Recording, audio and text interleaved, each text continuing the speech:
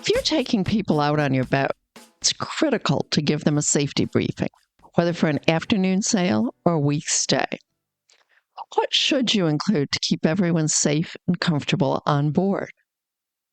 Hi there, I'm Carolyn Sherlock, and on this episode of the Boat Galley Podcast, I'll share what you need to consider before instructing your visitors on safety procedures and how to give your guests what they need without overwhelming them. First, though, the Boat Galley Podcast is sponsored by Fast Seas. Plan your next passage using fastseas.com. Whether you're after speed or comfort, Fast Seas will find the optimum route to your destination. Fast Seas, making weather routing simple. Use coupon code GALLEY for an exclusive 10% discount. Okay, if you're taking guests out on your boat, one of the most important things you can do before you ever leave the dock is to give them a safety briefing. Details of that briefing are going to depend on where you're going, how long you'll be out, how many of your regular crew are aboard, and how much boating experience your guests have. The goals are always the same. First, you want to keep your guests from being injured. And second, you want to let them know what to do if something goes wrong. The challenge is finding the right balance, covering the essentials without overwhelming people with so much information that they don't remember any of it. So let's talk about the basics of what to include. Okay, very first thing to cover is who's in charge. In an emergency, the captain makes the decisions. That doesn't mean you can't delegate tasks. Everyone needs to know there's one person giving directions. And if the captain becomes incapacitated, make it clear who the alternate is. Okay, next up, life jackets, tethers, jacklines. Show your guests where they are, how to put them on, explain your rules for when they must be worn. Some boats require them all the time, others only in rough conditions or at night. But don't just tell people. Make sure they physically know how to adjust a life jacket so it fits properly. Along with life jackets, find out your other major safety equipment, where the life raft is, how to deploy it, where the ditch bag is, what's in it. If you have an EPIRB or PLBs, what those devices are and how they're used. If you have other emergency gear, like a satellite messenger, you might want to mention that. Again, a lot of it depends on where you're going and how long you'll be out. I mean, it's really different to be on a small inland lake versus crossing the Atlantic with a crew you've picked up. Okay. Fire and medical gear also deserve special attentions. Guests should know where to find your first aid kit. And if you have an oh shit bag with trauma supplies, point it out also. Same thing with fire extinguishers and fire blankets. Don't just say they're in the galley.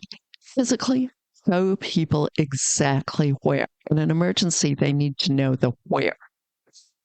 Speaking of emergencies, if they don't already know, you might want to teach them the very basics of the VHF radio. They don't need to know any advanced features. They just need to know how to turn it on, select channel 16, and then call Mayday. If they can remember that much, it could save lives. Okay, the next thing. There are some boat-specific systems that are worth touching on. For example, how to shut off the engine, how to disengage the autopilots. They're quick to explain, but could be critical in an emergency. I mean, I have boated since I was 6 years old, cruised our boat for 17 years. That doesn't mean that I know how to shut your boat's engine off or how to disengage your autopilot. Please tell me about it. Okay, a few other absolute musts that you probably want to tell people about. No lines in the water unless the captain says so.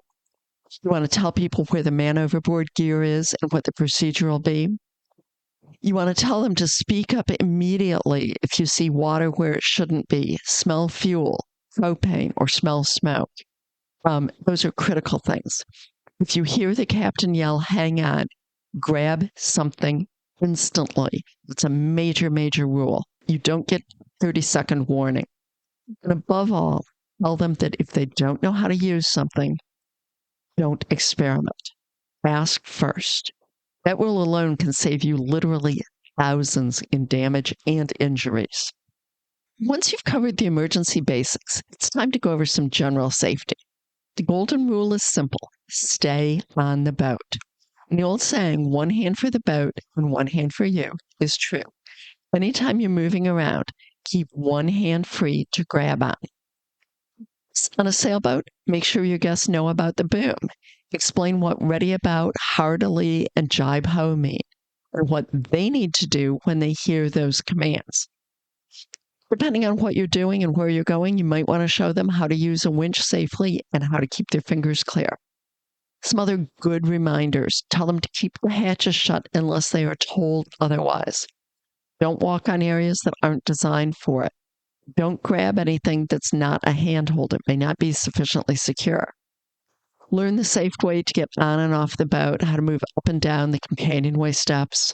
Tell them to be sure to close lockers right after getting something out so that things don't come flying out. If you'll be docking, mooring, or anchoring, be sure to tell guests what their role will be, and also tell them things not to do. Like, you don't want them jumping off the boat with a line or trying to fend off a piling with their hands. Finally, you might want to tell them not to use the propane system until you've shown them how. Medical topics are also part of a good briefing. Remind everybody staying hydrated, wear sun protection. If you're in cold conditions, you want to watch for hypothermia. And encourage them to speak up if they're feeling sick or have been injured in any way. But a great safety briefing isn't just about what you say. It's also about asking a few questions of your guests. Like, is there anything you're afraid of on the boat, like healing or being far from land? Find out if they can swim. Have you ever been on a boat like this before? Are you prone to seasickness? Did you take anything to prevent it? Do you have any medical conditions or allergies I should know about? These questions not only help you plan, but they also show your guests that you care about their comfort and safety. I love sharing our boat with friends and family.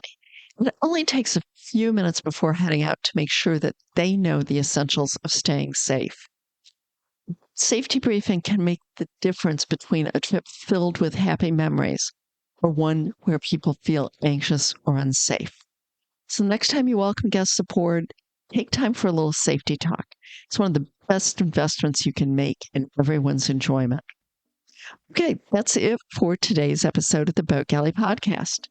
Do you feel a little bit better for your live aboard life and taking your friends out? Don't miss out on an episode of our podcast. Be sure to subscribe in your favorite podcast app. Until next time, this is the Boat Galley, making boat life better since 2010.